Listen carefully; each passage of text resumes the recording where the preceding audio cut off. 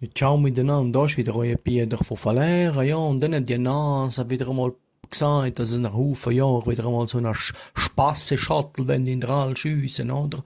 Und dann studiert, was da am besten ist für eine Besatzung, oder? Und der Computer hat gerechnet, und dann ist vom Ergebnis gekommen, 2 Schweine und dann Oberländer. Also einfach sich selber, oder? Nicht klar, oder?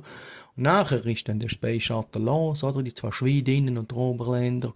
Nachher sagt die Station auf der Erde, oder? Und sagt, hallo, hallo, Schwein Nummer 1, sind Sie hier? Schwein Nummer 1, bitte Turbo Boost einlegen. Haben Sie den Turbo Boost eingelegt? Super gegangen, oder? Und dann nachher sagt dann wieder der Zentrum, Schwein Nummer 2 antworten. Schwein Nummer 2, Hitzeschild aktivieren. Haben Sie Hitzeschild aktiviert? Super gegangen. Und dann sagt der Kontrollzentrum, und jetzt zu Ihnen, du Oberländer. Dann sagt er, ja, ich weiß schon, Schweinfutter und Jackenknöpfe anlangen.